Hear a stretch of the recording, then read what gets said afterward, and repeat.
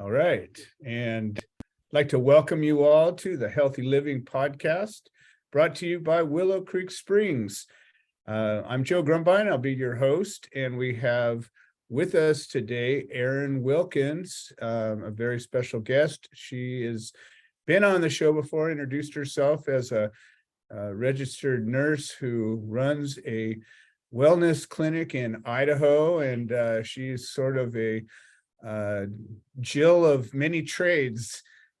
She works with a lot of natural healing modalities. Maybe that's, I don't know, there isn't really the right word for some of this as far as how to describe things, but she has sort of a whole human approach, mind, body, spirit, which is why we're happy to have her here on the Healthy Living Podcast. Erin, welcome back. How are you doing today?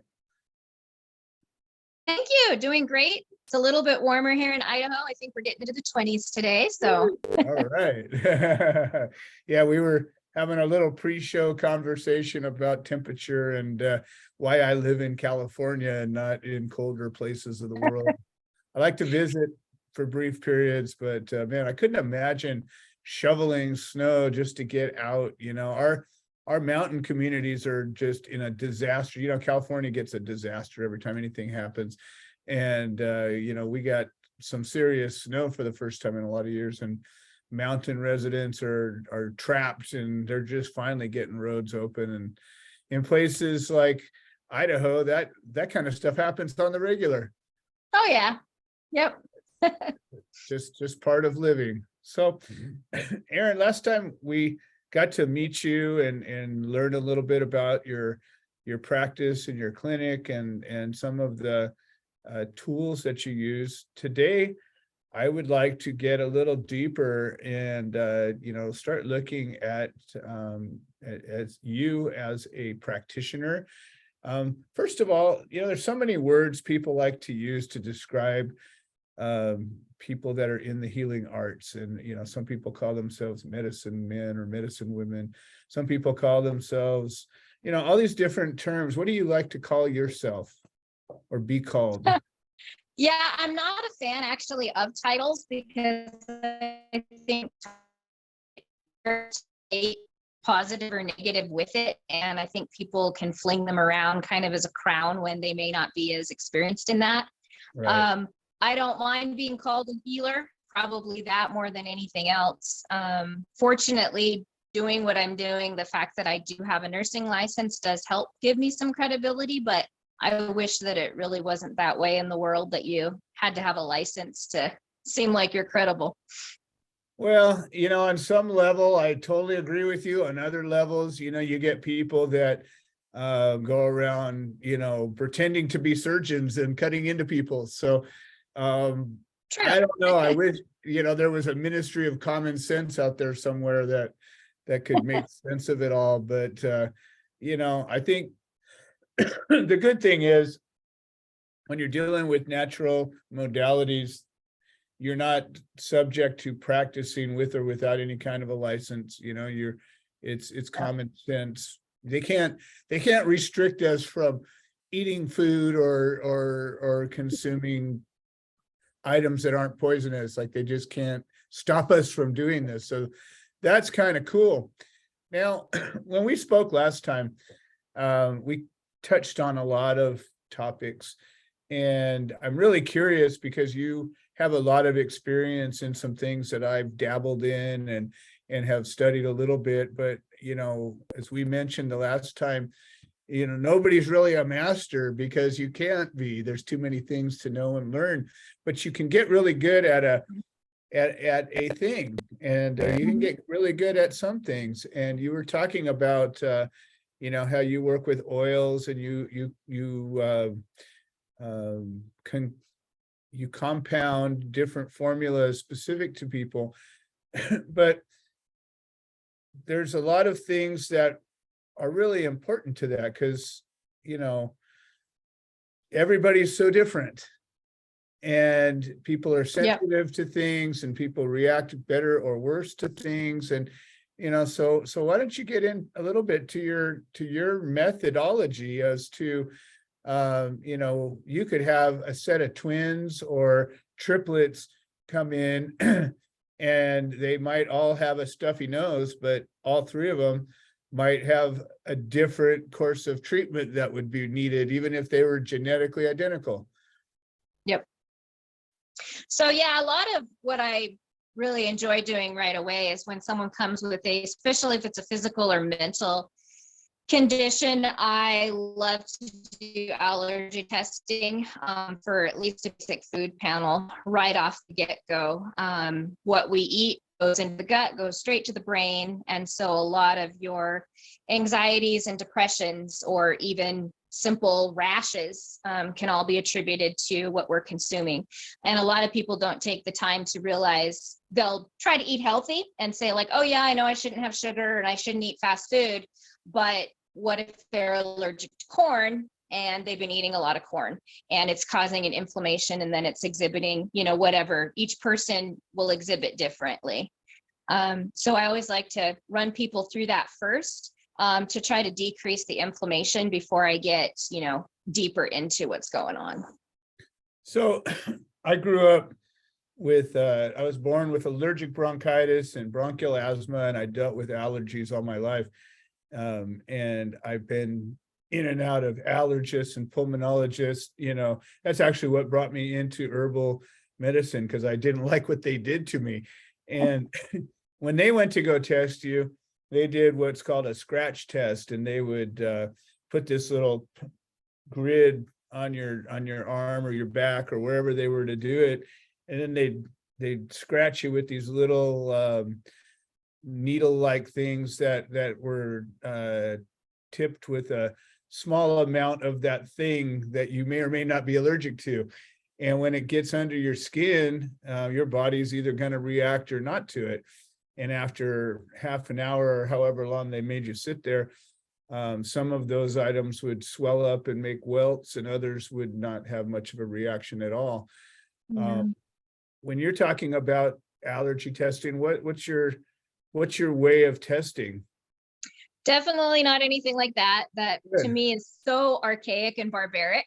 Yes, And, you know, I've had horrible. kids as young as 18 months that they've done scratch tests on them. And I'm just horrified by some of the stories that I'm hearing. And I went through it as well. When I was a teenager, I was allergic to everything under the sun and had my back scratched probably 120 times. And Yep. anytime you're scratching something into your back, you're going to react somehow. Yes. So I think that you're told that there's a lot more than you're allergic to than you are, and then you're given a medication that you're meant to inject, which has its own side effects. But so I kick it back. There's a lot of people that will do muscle testing, which you know, holding the compound of whatever you're allergic to, you stretch your arm out and your muscles react positive or negatively to whatever it is that you're holding.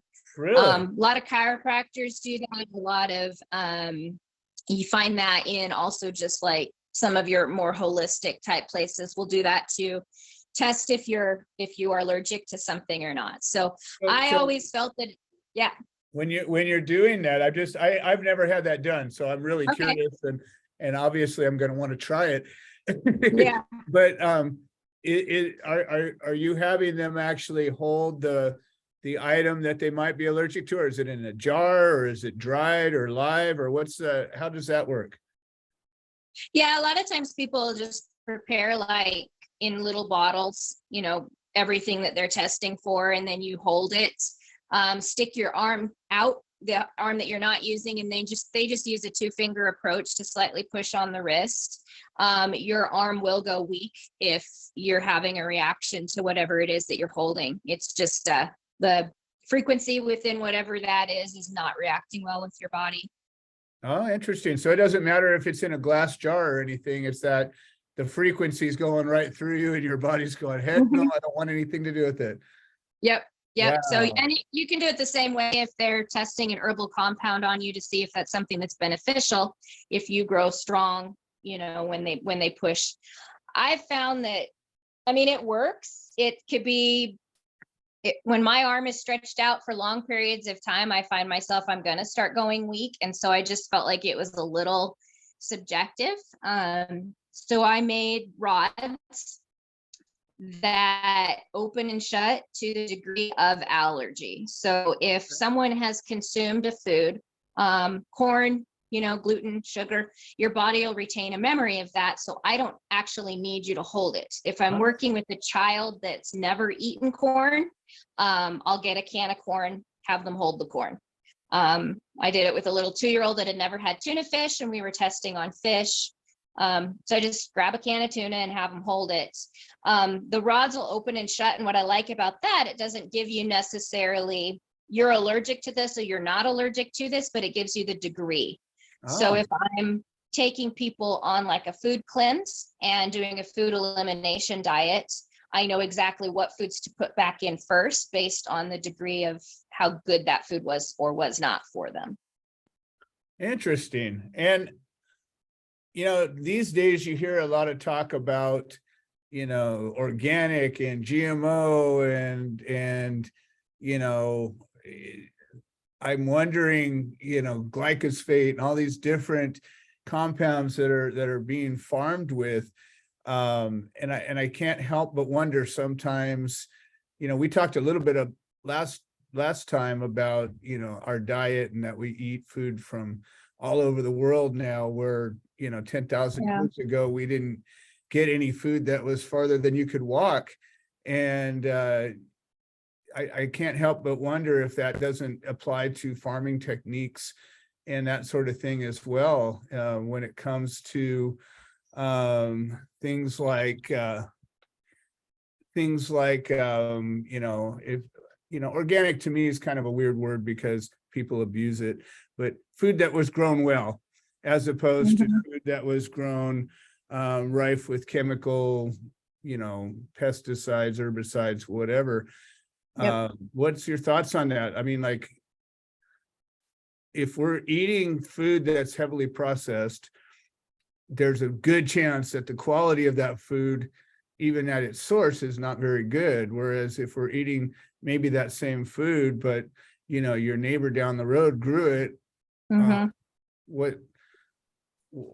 how do you make sense of that?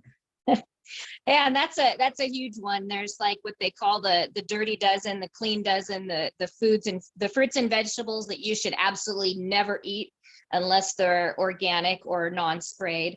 And then the ones that are okay just because of the leaching capacity of the pesticide. So I first started looking into it when I would eat a pineapple that was organic and not sprayed, and I'd be fine. As soon as I ate a non-organic pineapple, my throat would swell shut. So whatever was sprayed on things started being what I was allergic to, not necessarily the food. Right. So I do that a lot with people. If they have a milk allergy, I'll say, okay, well, let's test you on organic milk that doesn't have hormones for those cows. And a lot of times people aren't allergic to milk, they're allergic to the hormones. So you can, break it down.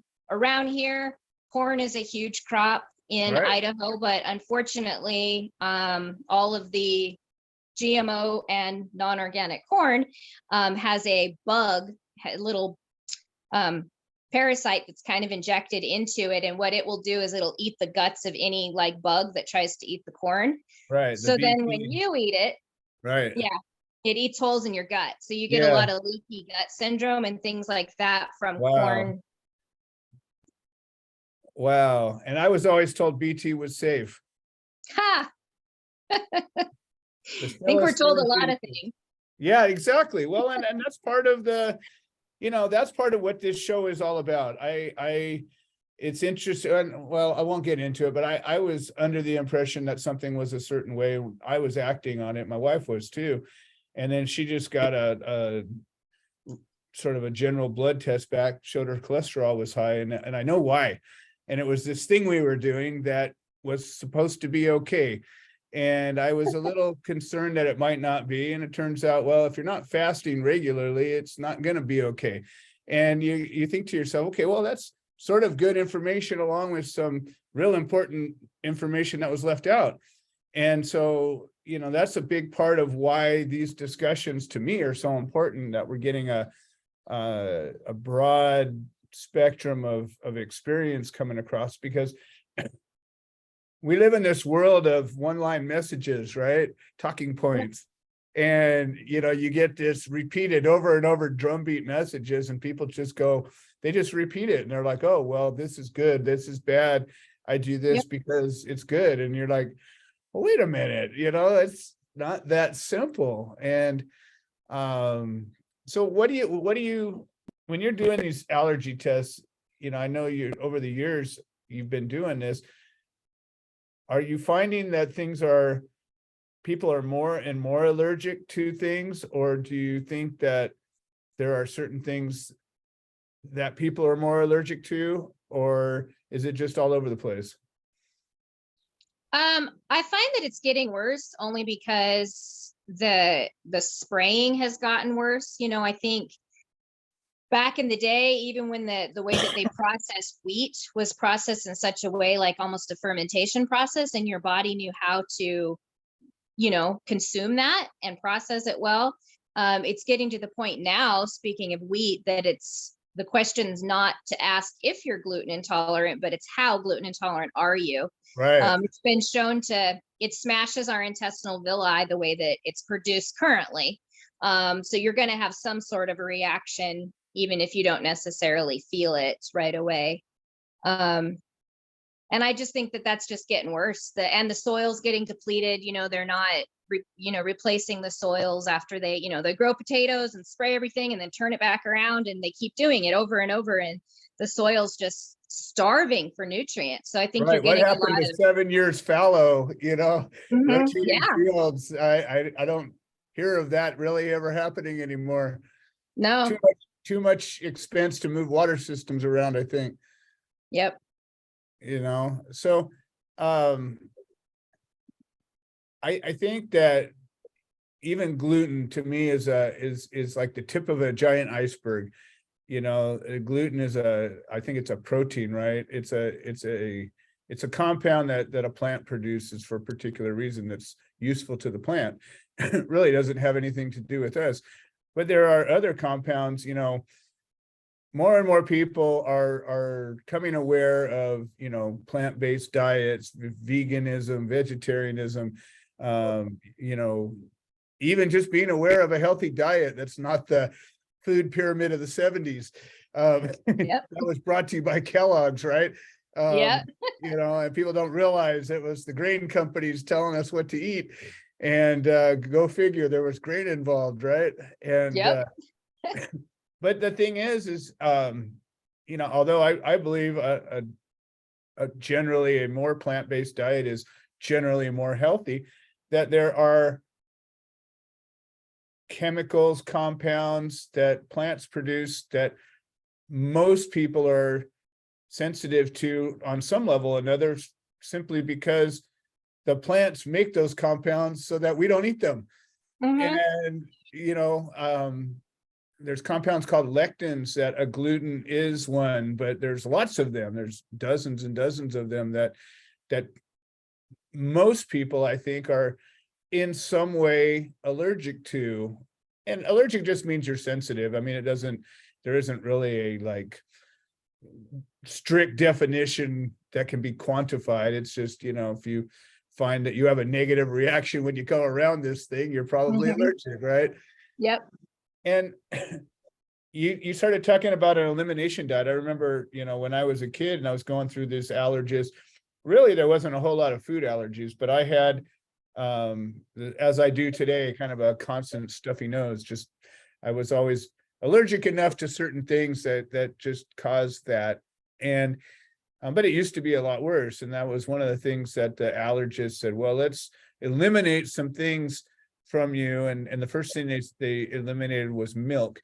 And then it was, I think, chocolate and peanut butter. There was a few things that they said, well, let's take these away and see if you don't get better.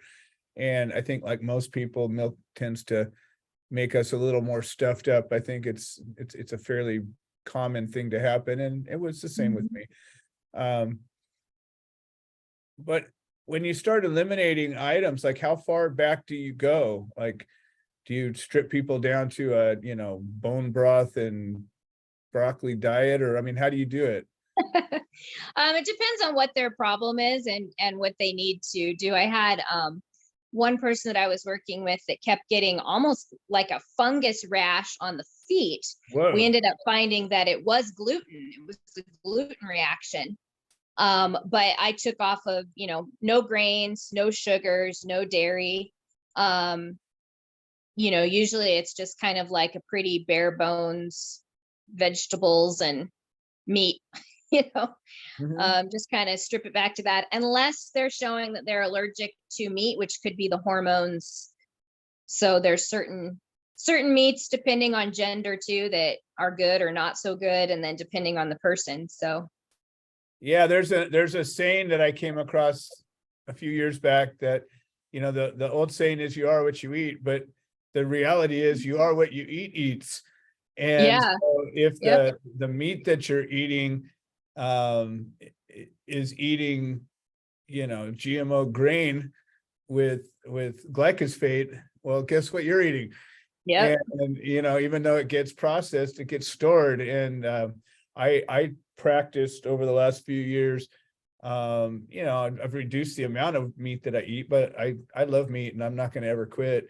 But I found a good source of meat that was, farm raised, and I have people that I know that raise meat and butcher it themselves. So I've shifted almost primarily, unless I go to a restaurant or something, to meat that I know what it ate. And I've noticed a difference in how I feel.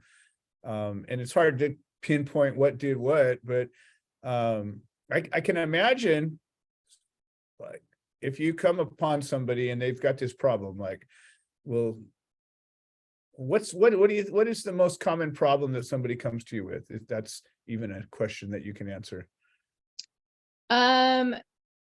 Oh goodness, depression and anxiety are probably some of the top ones. Okay.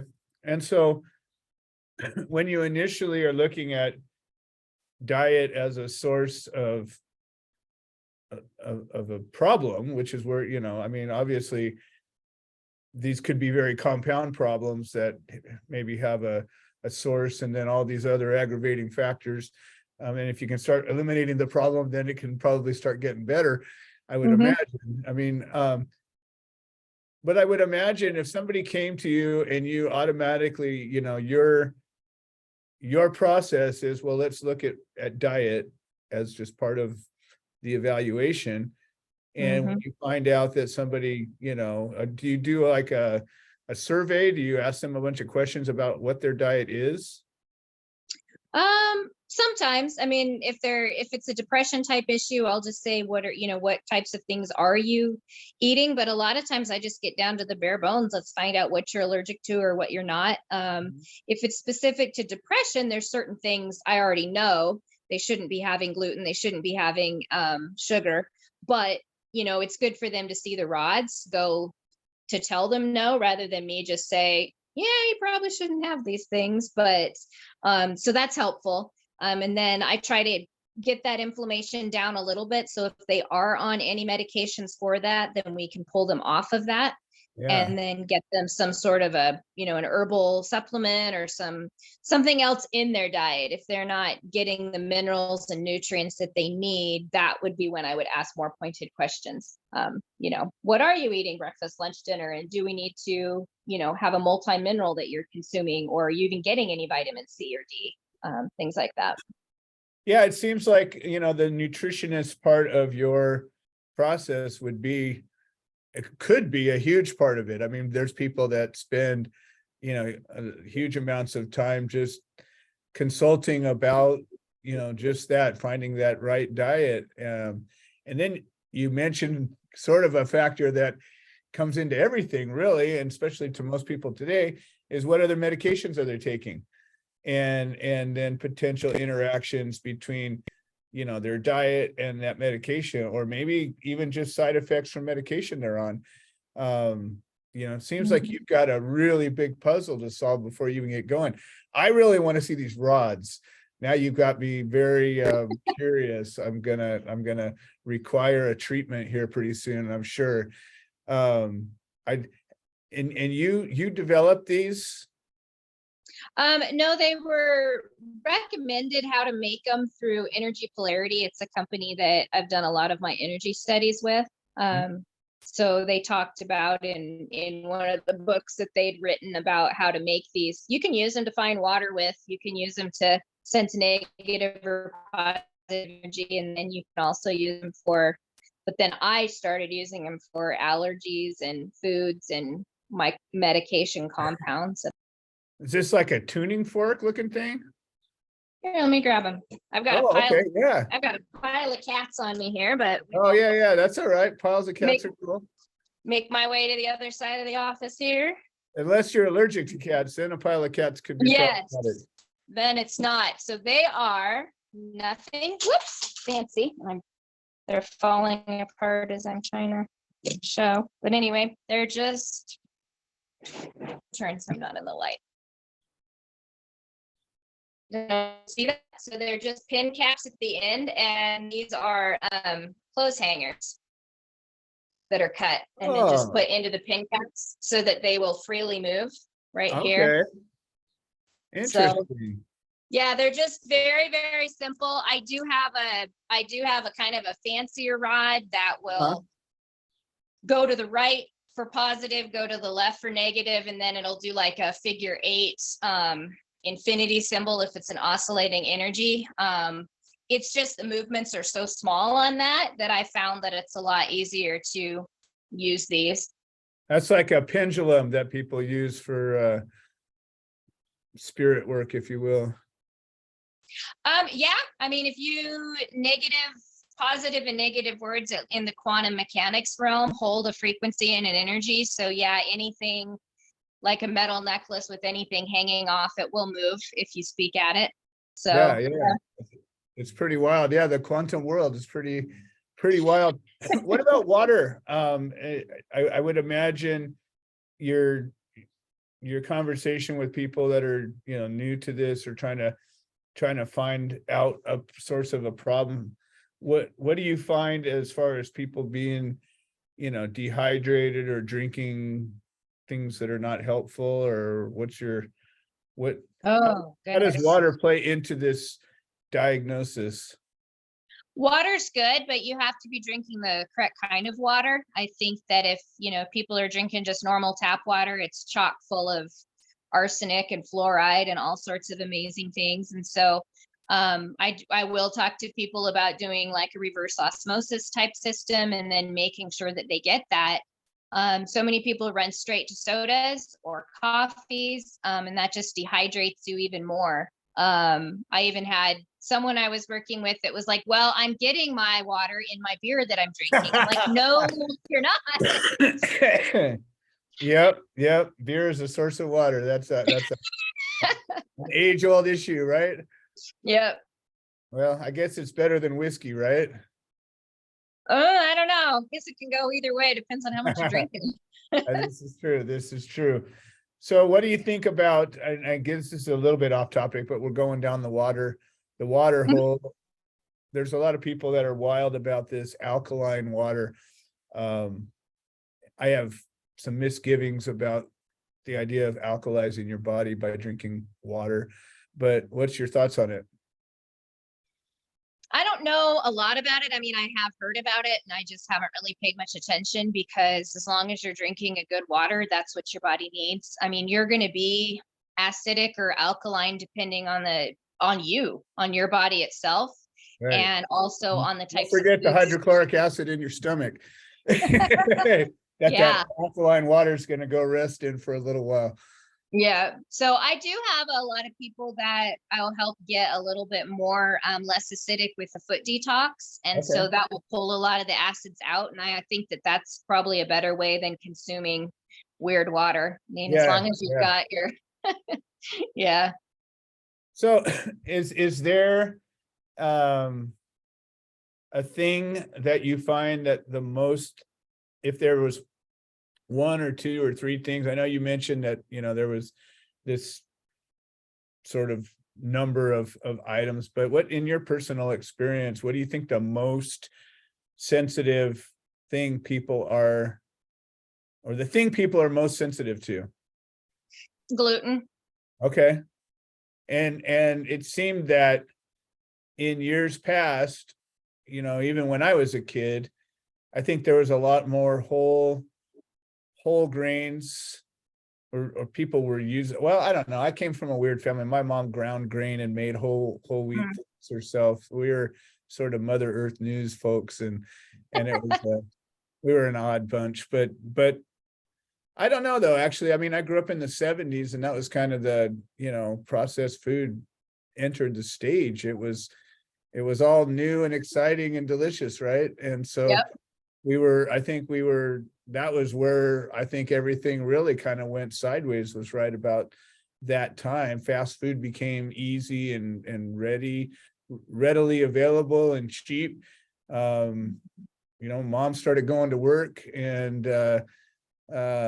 kids were left to their own devices more and more. So I Yep. think, microwaves came out, everything became fast and easy. Packaged food, highly processed food is another thing that I hear a lot of, really negative, even carcinogenic properties. And so, most of the stuff that is easy to find is highly processed. And can't help but wonder, like you were saying,